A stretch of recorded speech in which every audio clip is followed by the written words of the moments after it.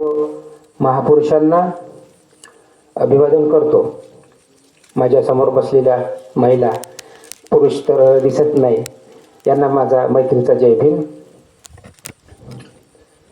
आज तुमच्या गावात आलो आणि प्रबोधन करायचं ठरवलं. काल सावरगावला गेलो होतो, तिथं माझं प्रबोधन झालं आणि आज तुमचं गाव घेतलं. उद्या मला दुसरं गाव आहे. तर असं गावागावात जाऊन मी बुद्ध फुले शाहू आंबेडकर यांची विचारधारा मी मांडत असतो. तर आज आपण दोन विषय बघणार आहोत. एक थोडक्यात आपण आझादीचं आंदोलन बघू आणि त्यानंतर त्रिशरण पंचशील बघू. साधारण हा पाऊण तास चालेल, तर तुम्ही शांतचित्तेने ऐकून घेतलं पाहिजे. आज काय चालू आहे तर महाबोधी महाविहाराचा मुद्दा चालू आहे. तुम्हाला माहित असेल, बिहारचा महाबोधी महाविहार खूप मोठा संघर्ष चालू आहे आणि तिथं कब्जा कोणाचा आहे तर शासक वर्गाचा आहे. शासक वर्ग म्हणजे कोण तर 3.5% ब्राह्मण येत असतो या देशातले, त्यांना शासक वर्ग म्हटले जाते आणि त्यांचा तिथे कब्जा आहे. तो असायला नको होता, परंतु जाणीवपूर्वक तानाशाही पद्धतीनं हे केलं गेलेलं आहे. 1949ला एक ऍक्ट बनला आणि त्या ऍक्ट मध्ये असं लिहिलं गेलं, असं सांगितलं गेलं की 4 बौद्ध भिक्षू असणार आणि 4 हिंदू म्हणजे ब्राह्मण आणि 1 कलेक्टर त्या जिल्ह्याचा. तर आता ते बुद्धिस्ट विहार असल्याच्या कारणानं 4 हिंदूचं किंवा 4 ब्राह्मणाचं काम कोणतं? आपण उदाहरण घेऊ की राम मंदिर आहे, मग तिथं 4 हिंदू आणि 4 बुद्धिस्ट आहे का? नाही आहे. म्हणजे बुद्धिस्ट विहार आहे, तिथे 4 ब्राह्मण कसे? तर हा कब्जा जो आहे हा तानाशाही पद्धतीनं आहे. बाबासाहेब आंबेडकर म्हणतो ही जी लढाई आहे, ही लढाई फक्त बुद्धिझम आणि ब्राह्मणिझम आहे. बाबासाहेबांनी लिहून ठेवलं, दुसरी कुणासोबत लढाई नाही. परंतु हा जो शासक वर्ग आहे हा सत्तेमध्ये बसलेला आहे. हा काय सांगतो की या देशातला शत्रू मुसलमान, मुसलमान शत्रू नाही. मग आपण समीक्षा केली पाहिजे, मुसलमान शत्रू आहे किंवा नाही, तर समीक्षा केली पाहिजे. मग आम्ही समीक्षा करत असतो. आता मुसलमानांना शूद्र निर्माण केले का? नाही केले. मुसलमानांना अछूत निर्माण केले का? नाही केले. मुसलमानांनी महिलाची दास्त निर्माण केली का? नाही केली. मुसलमानांनी आदिवासीचं सेग्रिगेशन केलं का? नाही केलं. त्यांना जंगलात हकलून दिलं का? नाही. कोण केलं? ब्राह्मणानं. ब्राह्मण शत्रू सिंपल आहे.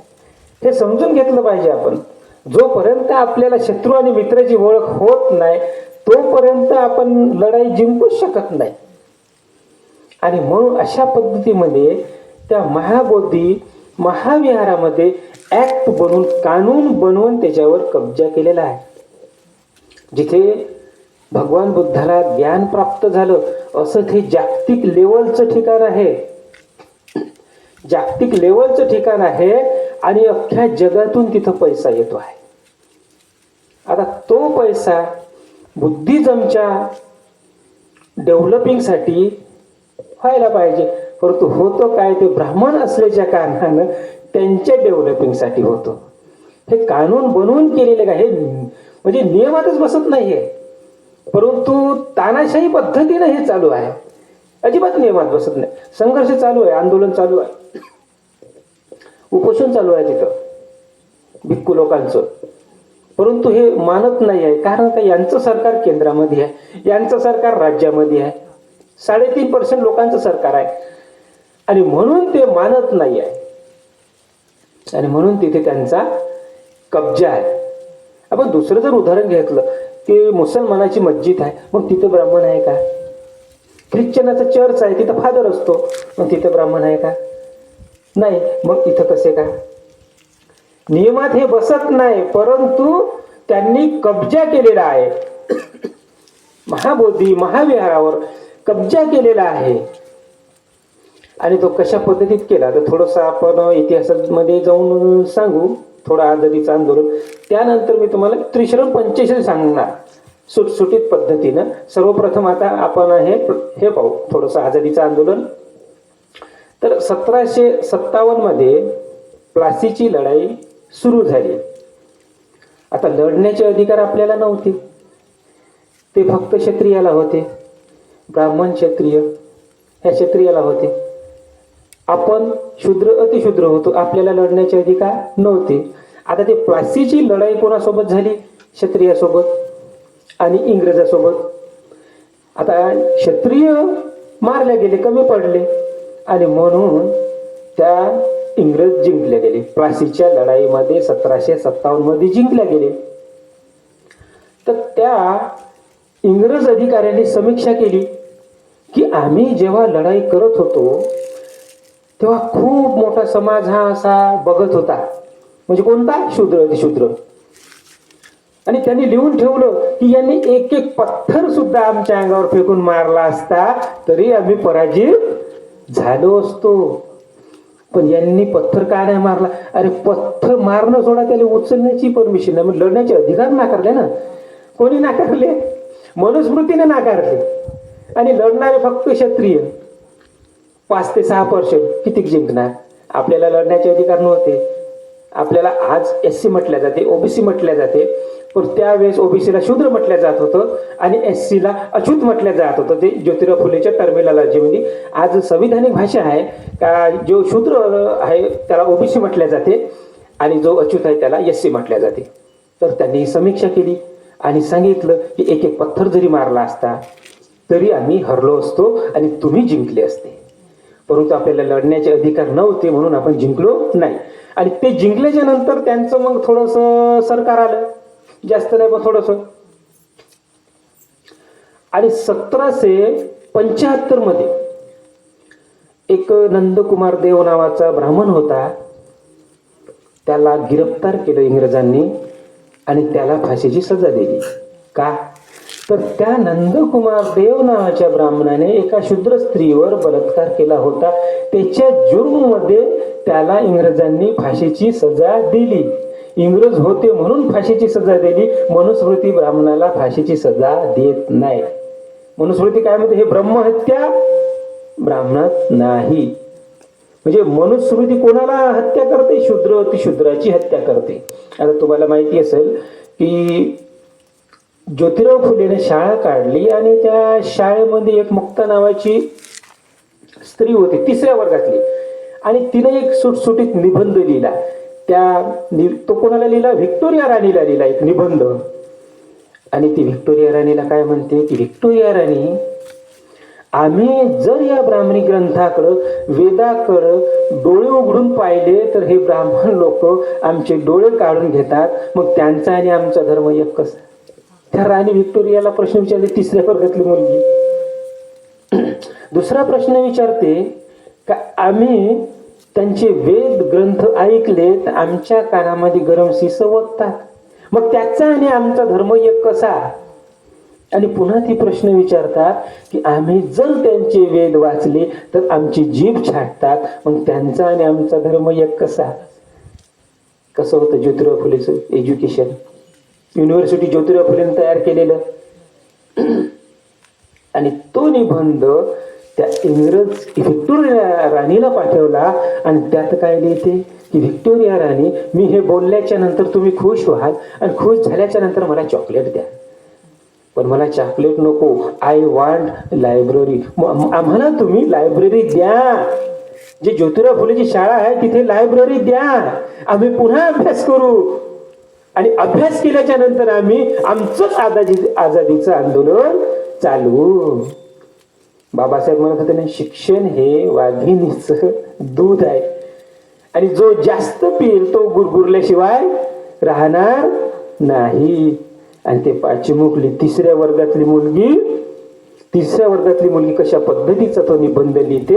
आणि आज MA PhD झाला तरी त्याला या पद्धतीचं लिहिता येत नाही आणि तो जागृत नाही. कोणी MA PhD झाला असेल आणि त्याला शत्रू मित्राची ओळख नसेल तर त्याला जागृत म्हणता येत नाही. मग आता जागृत कोणाला म्हणायचं त्याचं मी तुम्हाला एक उदाहरण सांगतो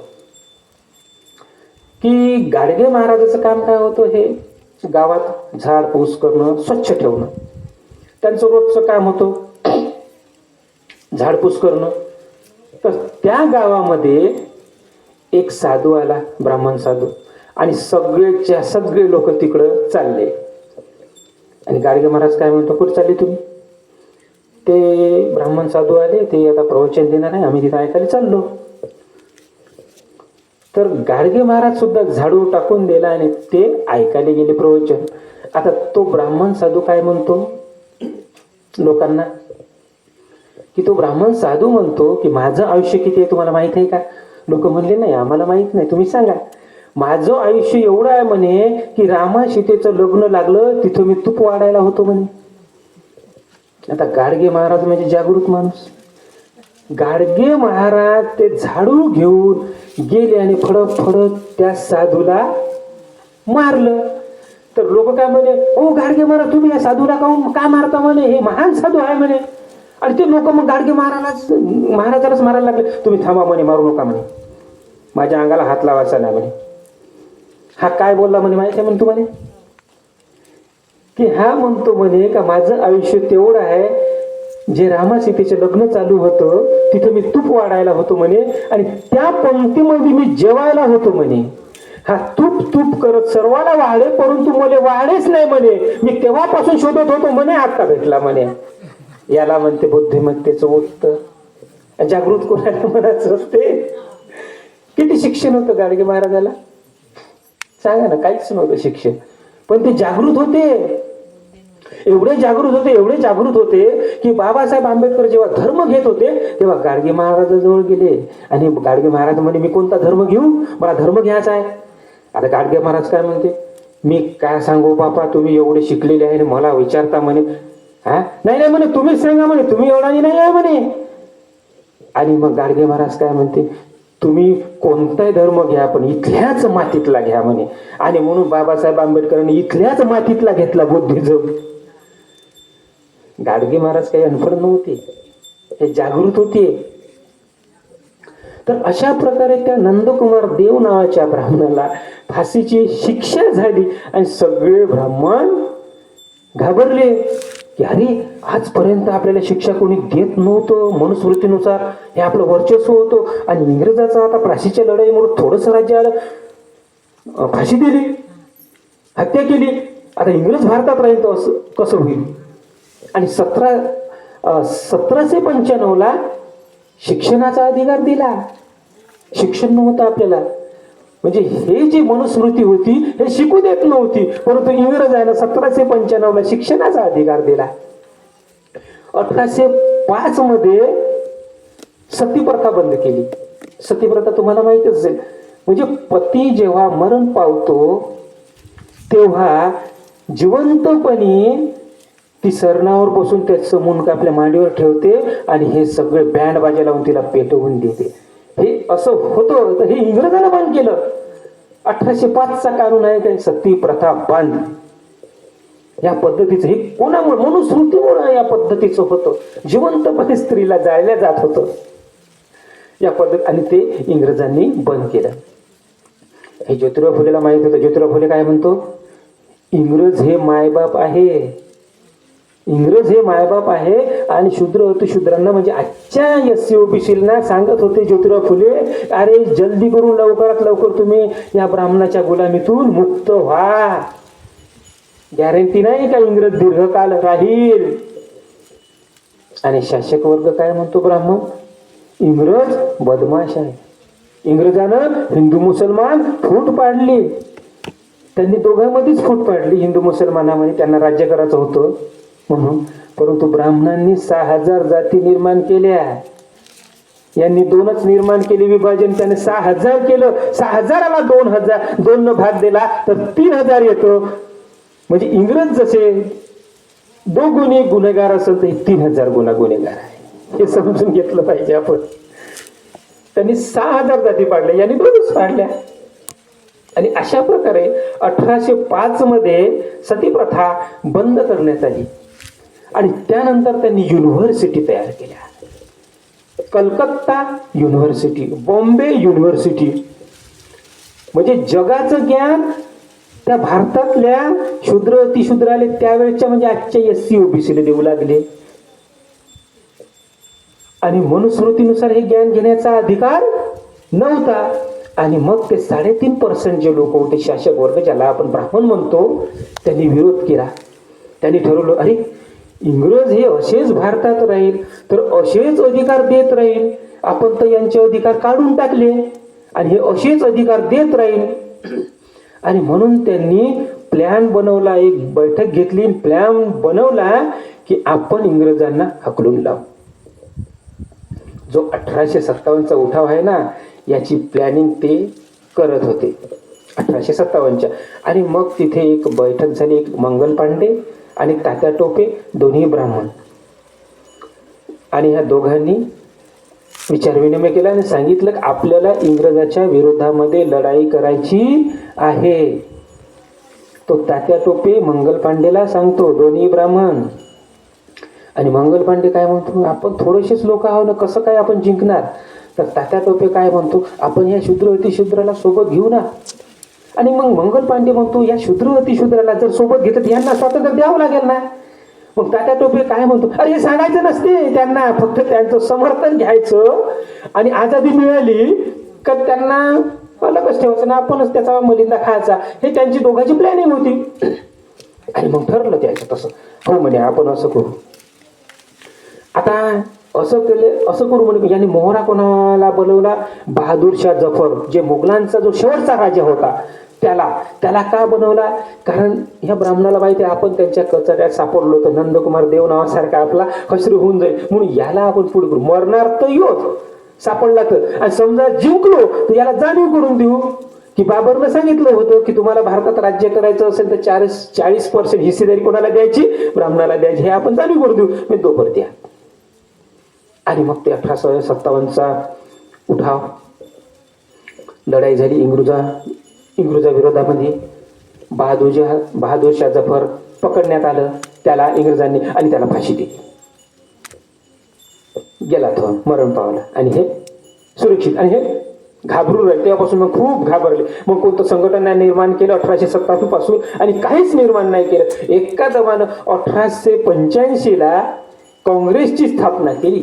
ते घाबरून 1885ला काँग्रेसची स्थापना केली. का केली, कारण दयानंद सरस्वतीनं 1875 मध्ये ब्रह्म समाजाची स्थापना केली, आर्य समाजाची. आणि मग यांनी विचार केला, अरे आता त्यांना काहीच नाही झालं तर आपल्याला काय होणार, म्हणून यांनी सुद्धा स्थापना केली 1885ला. कोण होते, चटर्जी, मुखर्जी, बॅनर्जी, तिलक, आगरकर, गोखले, सगळे ब्राह्मण होते.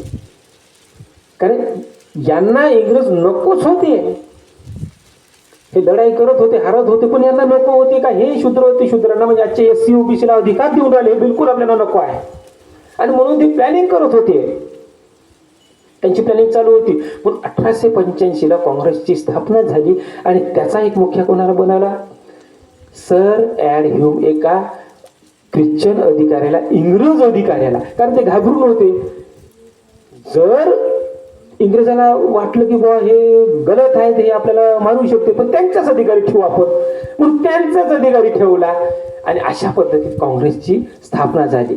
काँग्रेसची स्थापना कशासाठी झाली, आपल्याला अधिकार देण्यासाठी नाही झाली. काँग्रेसची स्थापना जी झाली ते फक्त इंग्रजांना हकलून लावण्यासाठी. आजही ते आपल्या समर्थनात नाही काँग्रेस, आणि तेव्हाही नव्हतं. 1885 साली स्थापना झाली. आणि बाबासाहेब 40-45च्या दरम्यान काय म्हणते की काँग्रेस हे जळतं घर आहे, काँग्रेस हे जळतं घर आहे, याच्यामध्ये तुम्ही जाऊ नका. मी गेलो होतो, खड्यासारखा होतो आणि खड्यासारखा वापस आलो, तुम्ही जाऊ नका, भस्म होऊन जा, बाबासाहेब म्हणते. आणि मग बाबासाहेबाला वाटलं की काँग्रेस आहे हा एक पक्ष आहे, आता आपण सुद्धा एक पक्ष दिला पाहिजे. आणि म्हणून बाबासाहेब आंबेडकरांनी 56च्या शेवटी रिपब्लिकन पार्टी ऑफ इंडिया हे आपल्याला एक घर दिलं.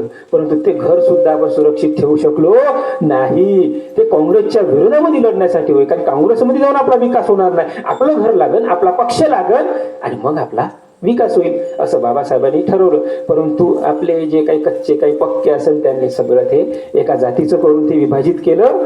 आणि आता त्याचे अनेक गुट पडलेले आहे. तर अशा प्रकारे 1885ला त्याची स्थापना झाली. आणि 1939ला त्यांनी ते आझादीचा प्रस्ताव पास केला. म्हणजे 35-40 वर्षानंतर त्यांनी ते प्रस्ताव पास केला. तोपर्यंत काय करत होते? इंग्रजाला समजावत होते. काय? तुम्ही राज्य करा, पण आम्हाला प्रशासनिक सत्ता द्या. म्हणजे मुघलांनी 350 वर्ष राज्य केलं, तर मुघलांनी ब्राह्मण लोकांना 40% हिस्सेदारी दिली होती प्रशासनामध्ये.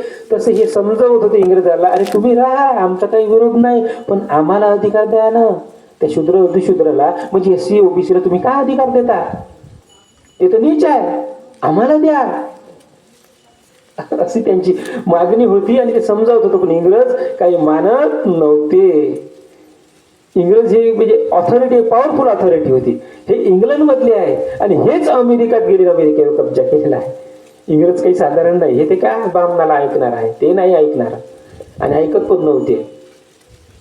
आणि अशा प्रकारे त्यांनी आझादीचा प्रस्ताव पास केला. 1928 ला सायमन कमिशन भारतामध्ये आलं. सायमन एक इंग्रज अधिकाऱ्याचं नाव होतं, आणि ते भारतात आलं अधिकार देण्यासाठी. तेव्हा विरोध कोणी केला? गांधीजींना. तेव्हा टिळक नव्हते, गांधीजींना विरोध केला. चले जा, तुम्ही वापस जा. मग इंग्रज काय म्हणतो? अरे हे सर्वांसाठी प्रतिनिधित्व देण्यासाठी आहे, विधानमंडळामध्ये, विधानसभेमध्ये. गांधीजी काय म्हणतो? याच्यावर आमचा एकही प्रतिनिधी नाही. इंग्रज अधिकारी म्हणतो प्रतिनिधी आहे, पण हे तुमच्यासाठी आणलेलं आहे. आणि ह्या गांधीजीला माहित होतं, हे जे प्रतिनिधित्व देणार आहे, मंडळामध्ये सत्ता देणार आहे, सर्वांना देणार आहे. शूद्राला देणार आहे, SC OBC ला देणार आहे. या नको आपल्याला, सर्वाला देतो म्हणजे सर्वाला नाही, आम्हालाच पाहिजे ब्राह्मण बनी याला. आणि म्हणून चले जा. परंतु इंग्रज काही मानत नव्हते.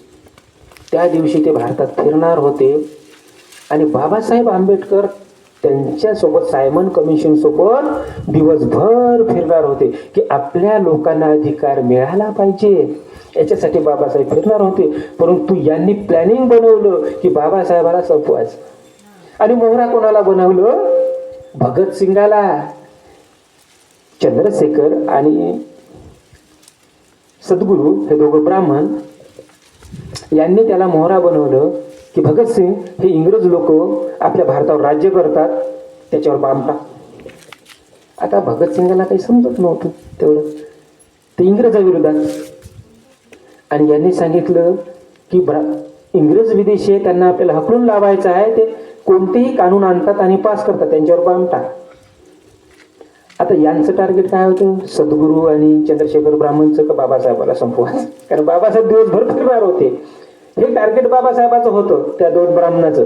आणि भगतसिंगाला याच्यातलं काही कळलं नाही, की म्हणते तर इंग्रजावर बॉम्ब टाक तर ठीक आहे. परंतु काही कारणास्तव डाव फसला आणि इंग्रजाला माहीत झालं. आता माहीत झालं म्हणून यांना जेलमध्ये टाकलं, आणि जेलमध्ये टाकलं आणि फाशीची सजा सुनावून दिली. फाशीची सजा सुनावून दिली तिघाला. आणि काही दिवस गेल्याच्या नंतर भगतसिंगाला कळलं की माझा इस्तेमाल बाबासाहेब आंबेडकरांच्याच विरोधात करणार होते. ते महान माणूस शूद्र अतिशूद्रासाठी झटत आहे, आणि हे ब्राह्मण लोक माझ्याकडून त्या महामानवाची हत्या करू इच्छित होते. त्यांना ते कळलं. कळल्याच्या नंतर त्यांनी एक घरवाल्याला लेटर लिहिलं परिवाराला, की मला फाशीची शिक्षा झालेली आहे, आता वाचण्याची माझी शक्यता नाही, पण अदा कदा मी वाचलो तर संपूर्ण जिंदगी बाबासाहेब आंबेडकरांच्या खांद्याला खांदा लावून लढेल, अशी त्याने मनोमन संकल्पना केली आणि लेटर पाठवलं. आता ह्या लेटरचा पाठपुरावा गांधीजीला गेला. गांधीजीने काही वाचवलं नाही. गांधीजीवर खूप पावळ होती, इंग्रजाने नमवू शकत होते, परंतु गांधीजीने काही नमवलं नाही. गांधीजीला वाटत होतं की यांना वाचवणं म्हणजे बाबासाहेबांची ताकद वाढवणार, मरू दिला. मग आता हा आपण जेव्हा विचार करतो, हे आझादीचं आंदोलन काही आपल्या आझादीचं आंदोलन होतं? हे बिलकुलच आपल्या आझादीचं आंदोलन नव्हतं. हे कोणाच्या आझादीचं आंदोलन होतं? ब्राह्मण, क्षत्रिय, वैश्य त्यांच्या, म्हणजे SC ST OBC मायनॉरिटी या भारतीय लोकांच्या आझादीचं आंदोलन नव्हतं, तर ते आंदोलन त्यांचं होतं. आणि अशा प्रकारे 1947 ला ट्रान्सफर ऑफ पॉवर झाली, लिखित करार झाला, आणि इंग्रज चालले गेले, आणि हुकुमशहा 3.5% लोक बनले. आज त्यांची सत्ता पूर्ण भारतावर आहे आणि म्हणून त्या महाबोधी विहाराला न्याय मिळत नाही. त्यांचे लोक आहे. आता सुप्रीम कोर्टात जर आपली लोक असती, एससीचे 15% लोक, 24 घंट्यामध्ये न्याय मिळाला असता.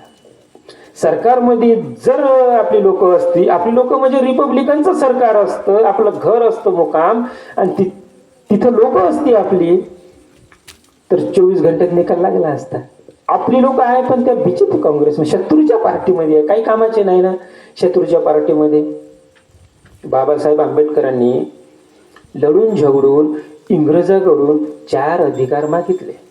4 खूप महत्वाचे आहे आणि ते गांधीजींनी समाप्त केले 1932 ला. म्हणजे 17 ऑगस्ट 1932 ला बाबासाहेब आंबेडकरांनी एससीला आझाद केलं होतं.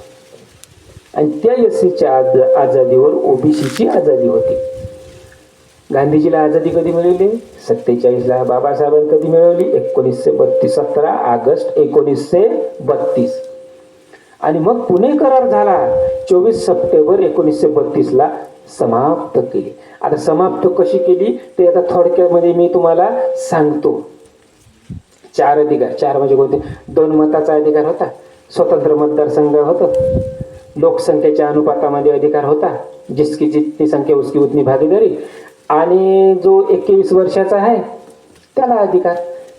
म्हणजे त्यावेळेस जो अधिकार होतो संपत्ती धारण करणाऱ्याला, जायजाद इस्टेट एज्युकेटेड लोकायला. आणि बाबासाहेब काय म्हणे? आमच्याकडे संपत्ती नाही, आमच्याकडे एज्युकेशन नाही, आमच्याकडे जिता जागता एक पुतळा आहे अस्पृश्य समाजाचा, त्याचं वय 21 बघून वोटांचा अधिकार लढून झगडून मागितला.